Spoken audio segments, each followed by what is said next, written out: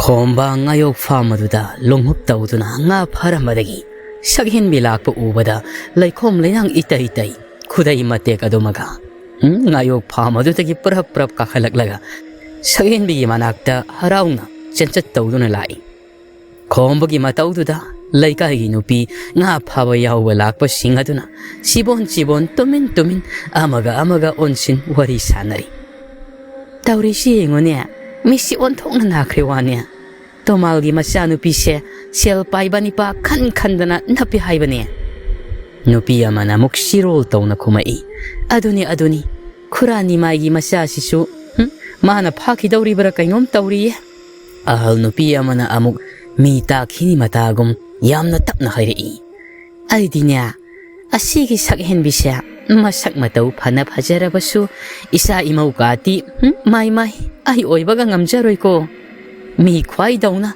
ꯃꯃꯥ ꯃꯄꯥꯒꯤ ꯃꯇꯦꯡ ꯄꯥꯡꯂꯒ ꯁꯦꯜ ꯇꯥꯟꯕꯁꯨ ꯎꯗꯦ꯫ ꯂꯝꯖꯥꯎ ꯂꯝꯕꯤꯁꯤꯗ ꯃꯌꯥ ꯍꯤꯒꯠꯇꯅ ꯃꯇꯨꯡꯁꯤꯗꯅ ꯉꯁꯥꯡ ꯆꯥꯕꯒꯨꯝ ꯅꯤꯄꯥꯁꯤꯡ ꯑꯁꯤꯅ ꯀꯣꯏꯏꯟ ꯏꯟꯅꯔꯤꯕ ꯑꯩ ꯉꯝꯖꯔꯣꯏꯀꯣ ꯏꯃꯧꯒ ꯑꯣꯏꯕ꯫ ꯃꯈꯣꯏ ꯃꯁꯦꯜ ꯑꯣꯟꯁꯤꯟꯅꯩ ꯁꯛꯍꯦꯟꯕꯤꯒꯤ ꯃꯔꯝꯗ ꯐꯠꯇꯕ ꯀꯌꯥ ꯄꯥꯎꯊꯣꯛꯇꯨꯅ ꯃꯤꯋꯥ ꯀꯟꯅ ꯉꯥꯡꯅꯔꯤ꯫ ꯉꯁꯥꯏꯗꯒꯤ ꯃꯈꯣꯏꯒꯤ ꯃꯅꯥꯛ ꯈꯔ ꯂꯥꯞꯇꯛꯅ ꯐꯝꯂꯒ ꯏꯟꯁꯣꯜꯂꯤꯕ ꯁꯥꯈꯤ ꯉꯥꯡꯅꯔꯤꯕꯁꯤꯡ ꯑꯗꯨ ꯇꯥꯔꯒ ꯃꯆꯥꯅꯤꯄꯥꯅ ꯂꯩꯔꯤꯕ ꯑꯗꯣꯝꯗ ꯐꯂꯞ ꯌꯦꯡꯉꯛꯏ꯫ ꯈꯣꯝꯕ ꯃꯥꯁꯨ ꯁꯛꯍꯦꯟꯕꯤꯒ ꯅꯣꯛ ꯅꯣꯛꯇꯅ ꯋꯥꯔꯤ ꯁꯥꯔꯤꯕꯗꯣ ꯁꯥꯈꯤꯅ ꯎꯕꯗ ꯁꯛꯐꯝ ꯑꯗꯨ ꯈꯪꯍꯟ ꯍꯟꯖꯟ ꯈꯨꯇꯨꯝ ꯁꯦꯅ ꯇꯥꯁꯟ ꯌꯦꯡꯂꯤ ꯃꯆꯥꯗ꯫ ꯁꯛꯍꯦꯟꯕꯤ ꯍꯣꯏꯁꯨ ꯑꯁꯨꯝ ꯂꯥꯛꯄꯅ ꯁꯥꯈꯤꯅ ꯏꯟ ꯁꯣꯜꯂꯤꯕ ꯄꯥꯠ ꯃꯄꯥꯜꯗꯨ ꯌꯧꯁꯤꯜꯂꯛꯂꯤ꯫ ꯁꯛꯍꯦꯟꯕꯤ ꯀꯣꯏꯗꯅ ꯁꯥꯈꯤꯗ ꯍꯔꯥꯎ ꯍꯔꯥꯎ ꯀꯧꯖꯔꯛꯏ꯫ ꯏꯕꯣꯛ, ꯉꯥ ꯀꯌꯥꯝ ꯐꯥꯔꯒꯦ?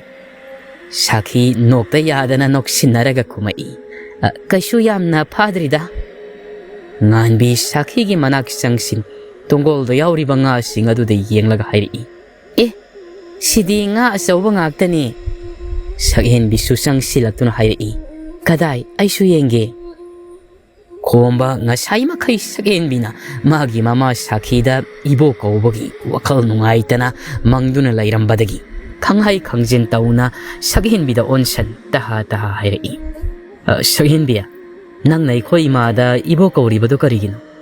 ꯏꯃꯥꯔ ꯀꯩꯅꯣꯝꯃꯁꯨ ꯀꯧꯔꯕꯁꯨ ꯌꯥꯕꯁꯤꯗ꯫ ꯁꯛꯍꯦꯟꯕꯤ ꯉꯥ ꯌꯦꯡꯂꯝꯕꯗꯨ ꯂꯦꯞꯂꯒ ꯈꯣꯝꯕꯗ ꯇꯤꯡꯉꯛ ꯇꯤꯡꯉꯛ ꯌꯦꯡꯉꯛꯏ꯫ ꯉꯥꯟꯕꯤ ꯏꯃꯥꯗꯤ ꯈꯣꯝꯕꯒꯤ ꯋꯥꯗꯨꯗ ꯅꯥꯀꯜ ꯑꯃꯗ ꯑꯣꯟꯊꯣꯛ ꯅꯣꯛꯅꯤꯡꯕ ꯀꯟꯅ ꯈꯥꯡꯂꯤ꯫ ꯁꯥꯈꯤ ꯁꯥꯎꯔꯞꯅ ꯃꯆꯥꯒꯤ ꯄꯥꯎꯈꯨꯝ ꯃꯍꯥꯛꯅ ꯑꯣꯏꯅ ꯄꯤꯔꯛꯏ꯫ ꯀꯩꯅꯣꯅꯦ ꯃꯁꯤꯕꯣ? ꯏꯕꯣꯛ ꯊꯣꯛꯄꯒꯤ ꯏꯕꯣꯛ ꯀꯧꯔꯤꯁꯤꯅꯤ꯫ ꯁꯦꯔꯥꯟ ꯇꯣꯔꯥꯟ ꯅꯪ ꯑꯃ ꯏꯉꯥꯎ ꯍꯦꯛ ꯉꯥꯎꯁꯤꯟꯅꯔꯗꯅ꯫ ꯈꯣꯝꯕ ꯃꯃꯥꯒꯤ ꯄꯥꯎꯈꯨꯝꯁꯤꯗ ꯈꯔ ꯏꯀꯥꯏꯔꯞ ꯇꯧꯅ ꯈꯨꯝꯃꯛꯏ꯫ ꯀꯅꯥꯅ ꯈꯪꯅꯤꯒꯦ ꯑꯩꯗꯤ? ꯈꯣꯝꯕꯁꯨ ꯅꯣꯛꯃꯤ ꯃꯊꯟꯇ ꯃꯨꯔꯨꯝ ꯃꯨꯔꯨꯝꯁꯨ ꯑꯃꯨꯛ ꯁꯣꯜꯂꯤ꯫ ꯈꯔ ꯂꯩꯔꯒ ꯏꯕꯣꯛꯇꯒꯤ ꯏꯃꯥ ꯑꯣꯜꯍꯧꯗꯧꯁꯤꯗ꯫ ꯁꯥꯈꯤ ꯃꯆꯥꯅꯤꯄꯥꯗ ꯍꯥꯏꯐꯦꯠ ꯌꯦꯡꯂꯝꯂꯒ ꯁꯛꯍꯦꯟꯕꯤ ꯍꯣꯏꯗ ꯑꯣꯟꯁꯤꯜꯂꯛꯏ꯫ ꯏꯕꯦꯝꯃ, ꯅꯣꯏꯁꯨ ꯉꯥ ꯐꯥꯕ ꯌꯥꯎꯕ ꯂꯥꯛꯄ ꯅꯠꯇ꯭ꯔꯣ? ꯉꯥꯟꯕꯤꯁꯨ ꯍꯣꯏ ꯑꯕꯣꯛ꯫ ꯁꯥꯈꯤꯅ ꯑꯗꯨꯗꯤꯅꯦ, ꯅꯣꯏꯁꯨ ꯉꯥ ꯐꯥꯕ ꯍꯧꯔꯨꯔꯣ꯫ ꯃꯇꯝꯁꯦ ꯈꯪꯍꯧꯔꯣꯏ, ꯖꯔ ꯖꯔ ꯍꯦꯛꯇ ꯍꯧꯖꯤꯟꯈꯤꯅꯤ꯫ ꯑꯗꯣ ꯅꯈꯣꯏꯕꯨ ꯏꯟ ꯀꯥꯇꯤ ꯌꯥꯎꯔꯛꯄ ꯅꯠꯇ꯭ꯔꯣ? ꯁꯛꯍꯦꯟꯕꯤ ꯅꯣꯛꯐꯦꯠ ꯇꯧꯅ ꯈꯨꯝꯃꯛꯏ꯫ ꯍꯣꯏ ꯑꯕꯣꯛ, ꯌꯥꯎꯔꯛꯑꯦ꯫ ꯁꯥꯈꯤꯅ ꯍꯣ ꯐꯔꯦ ꯑꯗꯨꯗꯤ ꯅꯣꯏꯁꯨ ꯑꯁ꯭ꯋꯥꯏꯗꯔ ꯀꯔꯤꯅꯣ ꯏꯟꯗꯣ ꯊꯥꯔꯒ ꯐꯥꯕ ꯍꯧꯔꯣꯀꯣ꯫ ꯁꯛꯍꯦꯟꯕꯤ ꯍꯣꯏꯁꯨ ꯍꯣꯏ ꯍꯥꯏꯔꯝꯂꯒ ꯆꯠꯄ ꯍꯧꯏ꯫ ꯈꯣꯝꯕꯁꯨ ꯅꯣꯛꯃꯤ ꯃꯇꯨꯡ ꯏꯟꯅꯒꯦ ꯇꯧꯕꯒ ꯃꯃꯥꯅ ꯈꯨꯗꯥꯡ ꯐꯥꯔꯛꯏ꯫ ꯁꯥꯈꯤꯅ ꯀꯗꯥꯏꯗꯅꯣ ꯅꯪꯅ ꯑꯃꯨꯛ?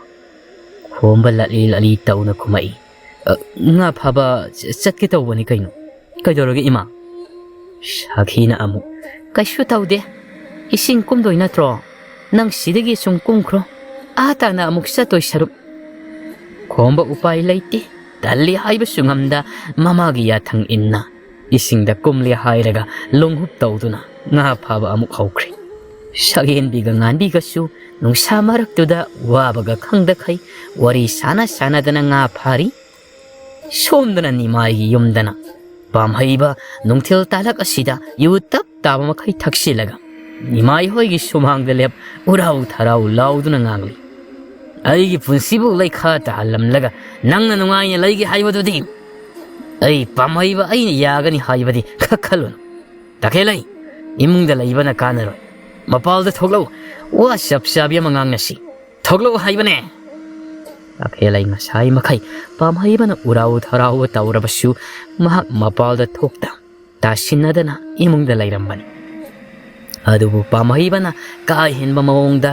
kanna ngangbudu taraga masu pakhali yumlonaba singna taraga mahak lali haiba khangkhragani khan imungda kuina laiba ngamda mapanda parap thoglai yungi mi kanasu laiba natti pata nga faba loina chatkhraban mari pata kumba talli haidana yumsida mathanta leihoriban takhelai mangolda saune lepli hairaga pamhaibada onchen shaptra amaga loina na hairi ikai khangdaba nang sida kaidoba la ino nasaktu yengden he yamna thuna chatkro chalu pamhaiba shumangda leplambadagi hairang mangolda ka khalaklaga masu sauna khumai aibu ikai khangdaba ka kaidanaga haijaba sari aigi imungna migi sel thawfam olhallamlaga nangna sida nungaina laiba yabro ha napamda hangi hairabasu nangna mingondagi puramba sel mayam singsa singlamlaga napam sida napon sisufu laigi hairabasu laiko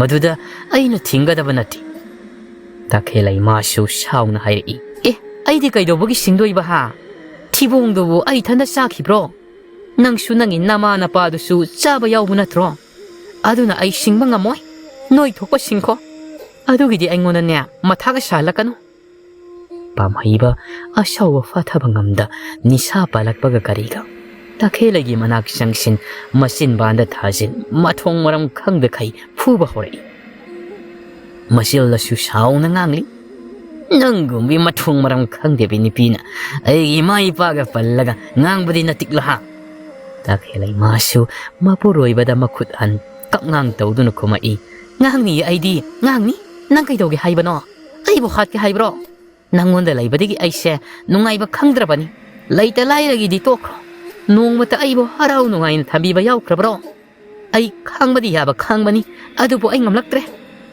pamhaiba nokningda noklaga hairi aibo hana sumain tawramro iyum phange ngai fana lairakpani isil inausu ai thantani ima ipanasu ai karisu waranba nati selda ngaubi nang lakpadagi aise manglaba iralli thumpum namaksu nangna kai dana loikredana inkhol masit asi phawba nangna lemna tharamde bandana thamlamba natra dakhelai mana ngamda yadi matagum masil kabuk pokko makhai nganglai kaida dia yomda da sel thokpa kana yauge namana pa phangi hanure sel chiki amata tanma natte nang phangi yurai sudana laikre adudadi hana fana nungairam labasu imungdo adum marai seitharak pataba pamhaiba handak muksu takhelagi kabuk pokna ngangliba machin aduda sapu kanna phuchauduna thachil kan khodana nachindo pharamanina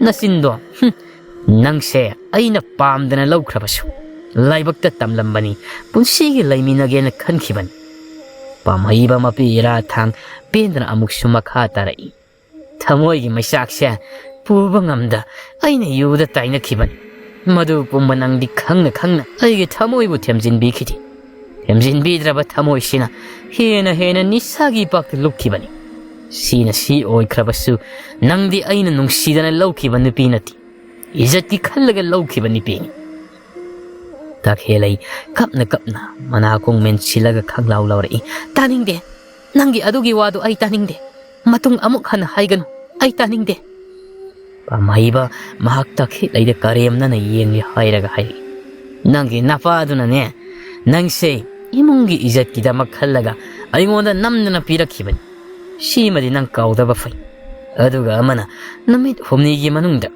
nangna mingondagi puramba sel khudingmak singadabani natrabadi nangna tai kya saro mayu wahi kharasi hairamlaga hanne yenglamdana thongalomda thokre takhelai mari kamdauri pamhaibana phurambadagi mamai mamit ikai mangol masi amada fam taminna kapli mana kongadasu pamhaibana hairamba nangdi izati khalaga laukhibani haiba wahai singasina haujik sunillari takhelai mana kong mention hik kap numit na khara laitharaka matama swaida nga fabadusu loisil. Nga faba yauba lakpa miyamsing adusu magi nga saruk puduna mayum da hanaraklan. Saghen bisu nganbiga loinana mayum da halai. Tomal na haibadumakni nga asawa makhaidi amata piraktri. Nga macha ngakta oina pirakledo. Saghen bi madi panghada harauzay. Nganbi di khara saungi. Sa marakta mamay mamit ngang sangang mamakhay ngaya mama paraga. Nga sangkara pirakpasida mahakara di saungi.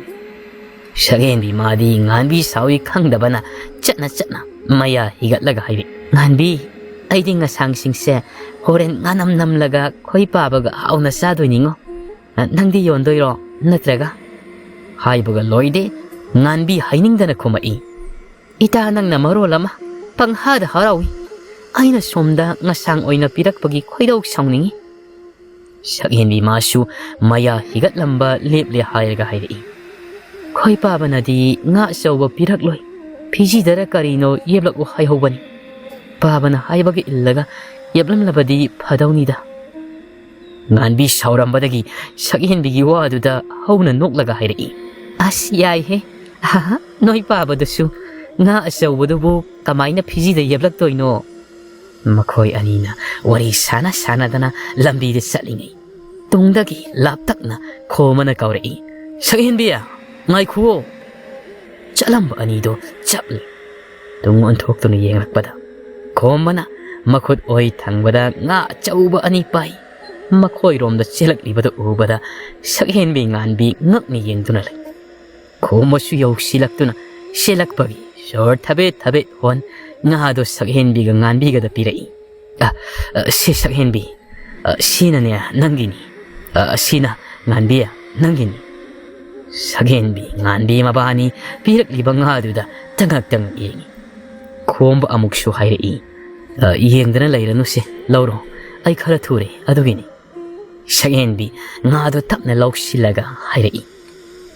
Ta khomba sibu kaigi ngano selgi oiradi haujik selga paidi khara lairaga pige yaba natro. Khomba nungai taba sakphamda khumai. Saghen bi nangsi aina pot ama pibada selgi wa hekta hairi. Adu ai khara nungaiti. Aina nangona piba pot khudingmakse selgi amata nati. Nga sisu nganbi nabani na nga faba yaubibagi aina pibani selgi nati. Saghen bi kumpam khangdi mamaido non thaduna lai. Nganbi na oina khomana waraudana ba mohongda noklaga hairi. Ta khomba khoi saghen bi dinya masagi asmaina sum tawbani nanglana khanganu ko. Khomama su khajik noklaga ta khumai. Khandida ado aisu khara thuri aisaleko. Khomba pakunga ngairamde chankre. Saghen bi nganbi ngasigi khombagi matawsida ingangakna khomana sakhiba maika yenglaga lai. Mitko phadi nimaisu mamai tekhat saghen bi hoina laire mamai ka yadomda sor thabet hona chansilai. Nimaina nganbiya somdaga nang ta khomodo sakhibaga ubro makutta nga achauba aniyama supai khibani ne. Saghen bi nganbi amana amadi yengnai nganbi lali tauna nimai gi pakhum pirai. Ipo somda sen khibane. Nimai nganbi na makut thiliba domda masum makut thin hairi. Somda haiba ho nganbi mangak nomi hoi haibagumna.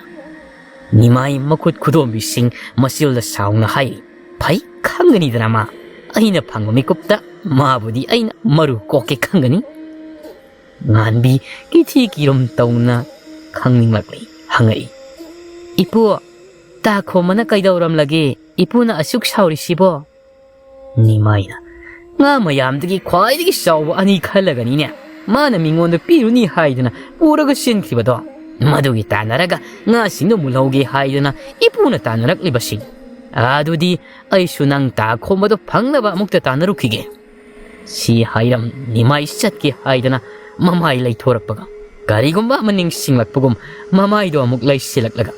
Saghen biga nganbiga na makut ani sang pairiba nga aduda munni yenglamlaga murum soli. Hais Sibu ngasay kumana pukiba nga do man kreda ibo. Nganbi ni maigi mityeng duda ipapakat noksin aduna asum na kumai. Adudi ipu sumatam tengle ay koy su amuk lagi ko. Akum nga ngayramde tangak lip liba sakhin bigi kudang pay singlaga chatkri. Ni maina manida masinida ngasagi nga do. Madugi mahagi sandan gi angang do. Yumda handa lagpasano. Ma ay na nungay ni. Chanjaw karam ma na manghalaba. Ngayon bida yolabadi sel panyam di sila daw neba. Ay buta na raga nga simulo sira niya. Pam di pamukreda. Matam na di asum hawkiba na. Midangi matam mamu yaw silaglam. Sa ising tuklaba matong. May pum na mag nungay na tum na ba matam ni. Domal hanagi matawgum. Ahingi matam da. Mapal at horak le hayraga may mo babukaw. May mo ba masu domal gi mahang da liplari. Nga sidi na uksik su yawri. Domal kara saurap hayri. Ngarang ay nakaubaga laktriba doon karigi. Nati, nanggi sibu ay usitri bro.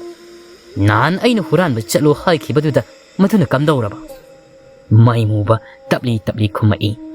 Usita ba natsyade guru. Ngarang kido ay lakpayada na tawbani. Domal kolwang hayri. Kay yadri ba Nang di ay nataba ato pa kanaga tabak tawi. Nang siyang na kumu. May mo ba pakat na. Kaday digi guru. Ay adum ba tawjade. Say digi tuminilip lamba. Nauksik may mo bagay na kung mayada sirol tawri. Itaw. Noy guru siya. Ay yam na puning kamay taw niya. May mo ba pakumpidi. Nauksik talangan uhay na makunin kitaw. Domal nauksik ta mun na yeng doon hayri. Ay yung yanggang man ba nang nakanano. Ay di amok ta udri ne. Nauksik domal iwa do da sauning na pakumpida i. Kay di udoy ba? Ay koy di masak pajaba minatraba di uwang amdabani. Haybong tinjan bang man ba nang naso. Kay di uradoy ba? Domal makya siklaga hayri. Kaya da usitri ni yung ni. Masi ay bo haybong tinjan bang malik kay ng sakta asiga amang isang hikmalad. May mo ba na? Yare, sakta singne na iti kay ngang naribado. Tabada ay nakong itadaw re. May mo ba? Tomahal da mo unsan. Mananahan huran ba chatpada toki ba tawdok bumba tamdo na kangal. Tomahal wari singdo tarega sauna may mo ba da sayay. Nang di gada buduni na. But no piya doon ngamli ni ha. Nang may bo. Tomahal ay gibut niya hay ba di ikay jay niya. Naril adu iyaw da ba gada hay sini. Chalo hay ba mapam na susat da ba? Sali ba mapam adu da su? But no piya doon ngaman ba hay gada. May mo ba masil pom tulga kumai. Guru daga oiram ladi nahan na sumangla taram lani. Ay oiway parini. Madugi but no pido yam na sati kanga ba. Guru na kangdi kangdana. Nauksik marak tat na kanglaw lawri. Yare loy na lepo taningdre. Wati warim tawdo na layri. Tawga da ba tabak di tawdi. Oiroy paroy da ba na away kum taw na do na layri. Tumal da amunsan kudom bitin do na hayri. Nang masuni, naya kongon kaba makay ngang duida tawraga, siya maiga kari tawraga, but no pido may tiba pisigi edi kanadi. Tomal haraw na, kuba kuraga, nauksekta kudom bitil nuklaga hayri. Nang na hayri do, haha, kanaba yaba wafam nine. Ama siday di, nang nakara singba mali hay. Nauksekta usa sari si haybagom na, mangak tu illaga sugali. Tomal na wa makamuk tarakli. Shumain tawrasi. Ni maigi yumda nga sisu satlagane.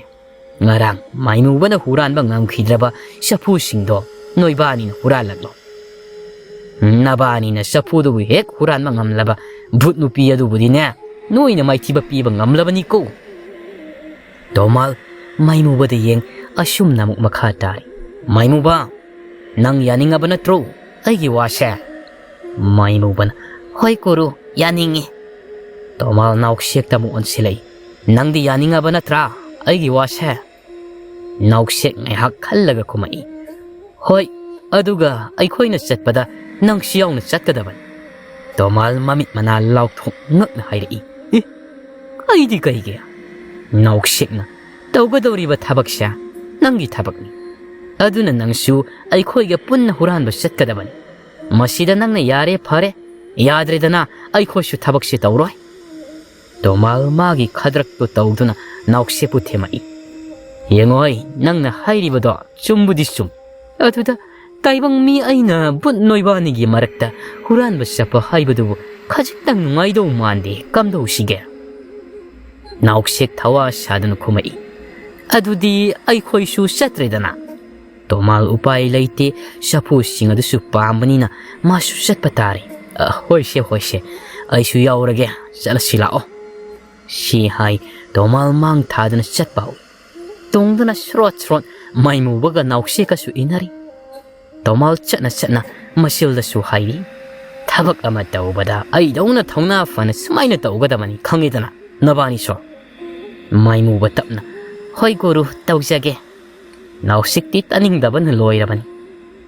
ꯑꯁꯨꯝ ꯂꯥꯛꯄꯅ ꯃꯈꯣꯏꯁꯨ ꯅꯤꯃꯥꯏꯒꯤ ꯊꯣꯡꯒꯥꯜ ꯌꯧꯁꯤꯜꯂꯛꯂꯤ ꯍꯧꯖꯤꯛꯇ ꯊꯧꯅꯥ ꯐꯅ ꯉꯥꯡꯂꯝꯕ ꯇꯣꯃꯥꯜ ꯅꯤꯃꯥꯏꯒꯤ ꯀꯣꯟꯊꯣꯡ ꯃꯄꯥ ꯌꯧꯔꯛꯄꯗ ꯆꯠꯂꯝꯕꯒꯗꯨ ꯆꯞ ꯂꯦꯞꯄꯤ ꯅꯥꯎꯁꯦꯛꯅ ꯀꯩꯗꯧꯔꯦ ꯂꯦꯞꯄꯤꯗꯨꯅ ꯆꯪꯂꯨꯗꯅ ꯌꯧꯔꯦ ꯃꯐꯝꯁꯦ ꯇꯣꯃꯥꯜ ꯅꯣꯛꯁꯤꯟꯅꯔꯒ ꯈꯨꯝꯃꯛꯏ ꯍꯣꯏꯗ ꯍꯣꯏꯗ ꯆꯪꯗꯣꯏꯅꯤꯅꯦ ꯆꯪꯒꯤꯗꯤ ꯍꯥꯏ ꯃꯁꯤꯗꯨ ꯁꯨꯡꯂꯦꯡ ꯂꯦꯡꯗꯕꯗꯨꯗ ꯅꯥꯎꯁꯦꯛ ꯀꯥꯔꯦꯝꯅ ꯅꯣꯛꯂꯒ ꯍꯥꯏꯔꯛꯏ ꯍꯣ ꯒꯨꯔꯨ ꯃꯤꯀꯤ ꯊꯤ ꯀꯤꯔꯤꯕꯗꯨ ꯈꯪꯉꯤꯅꯦ ꯒꯨꯔꯨ ꯑꯣꯏꯔꯒꯕꯨ ꯀꯤꯕ ꯍꯧꯅꯕ꯭ꯔꯣ ꯃꯤꯀꯤ ꯊꯤꯁꯤꯗꯤ ꯇꯣꯃꯥꯜꯅ ꯀꯤꯗꯤ ꯍꯩ ꯃꯤ ꯈꯣꯡ ꯁꯥꯖꯤꯡ ꯍꯧꯕꯒꯤ ꯂꯦꯞꯄꯅꯤꯅꯦ ꯅꯥꯎꯁꯦꯛꯅ ꯑꯃꯨꯛ ꯑꯣ ꯈꯪꯖꯔꯦ ꯑꯣꯖꯥ ꯁꯤ ꯍꯥꯏ ꯅꯥꯎꯁꯦꯛꯅ ꯑꯣꯏꯅ ꯃꯥꯡ ꯊꯥꯗꯨꯅ ꯅꯤꯃꯥꯏ ꯍꯣꯏꯒꯤ ꯀꯣꯟꯊꯣꯡ ꯂꯥꯟꯁꯤꯜꯂꯛꯏ ꯃꯩꯃꯨꯕꯁꯨ ꯃꯌꯥ ꯍꯤꯒ ꯇꯨꯡꯗ ꯏꯟꯅꯔꯛꯏ ꯇꯣꯃꯥꯜꯅ ꯃꯅꯤꯡ ꯏꯊꯪ ꯊꯪ ꯑꯍꯨꯝꯗꯨ ꯆꯪꯁꯤꯜꯂꯛꯏ ꯑꯁꯨꯝ ꯆꯪꯂꯛꯄꯗ ꯏꯪꯈꯣꯜ ꯂꯩꯔꯤꯕ ꯑꯗꯣꯝꯗ ꯅꯨꯄꯤ ꯑꯃ ꯃꯁꯝ ꯃꯅꯥ ꯏꯁꯥꯡ ꯁꯥꯡ ꯇꯨꯡ ꯑꯣꯟꯊꯣꯛ ꯐꯝꯂꯤꯕꯗꯨ ꯃꯥꯡꯗ ꯆꯠꯂꯤꯕ ꯅꯥꯎꯁꯦꯛꯅ ꯎꯔꯗꯨꯅ ꯇꯞꯅ ꯍꯥꯏꯔꯛꯏ ꯏꯇꯥꯎ ꯃꯩꯃꯨꯕ ꯑꯁꯤꯔꯣ ꯏꯇꯥꯎꯅ ꯍꯥꯏꯕꯗꯣ ꯃꯩꯃꯨꯕꯁꯨ ꯇꯞꯅ ꯈꯨꯝꯃꯛꯏ ꯍꯣꯏ ꯏꯇꯥꯎ ꯃꯥꯅꯦ ꯑꯁꯤꯅꯦ ꯇꯣꯃꯥꯜꯅ ꯃꯈꯣꯜ ꯃꯌꯥ ꯊꯣꯛꯍꯟꯗ ꯇꯞꯅ ꯆꯠꯂꯨꯀꯣ ꯃꯩꯃꯨꯕ ꯅꯪ ꯆꯐꯨ ꯊꯝꯐꯝꯗꯣ ꯇꯥꯛꯂꯣ ꯊꯕꯛ ꯑꯁꯤ ꯁꯠ ꯁꯠ ꯄꯥꯡꯊꯣꯛꯂꯒ ꯃꯐꯝꯁꯤꯗꯒꯤ ꯊꯨꯅ ꯆꯠꯅꯕ ꯇꯧꯁꯤ ꯃꯩꯃꯨꯕꯅ ꯑꯃꯨꯛ ꯍꯣꯏ ꯒꯨꯔꯨ ꯑꯩ ꯇꯥꯛꯆꯔꯒꯦ ꯑꯩ ꯇꯨꯡ ꯏꯟꯕꯤꯔꯛꯂꯣ ꯃꯩꯃꯨꯕꯅ ꯃꯥꯡ ꯊꯥ ꯆꯐꯨ ꯂꯩꯔꯤꯕ ꯑꯗꯣꯝꯗ ꯃꯔꯤ ꯃꯔꯤ ꯆꯪꯉꯛꯏ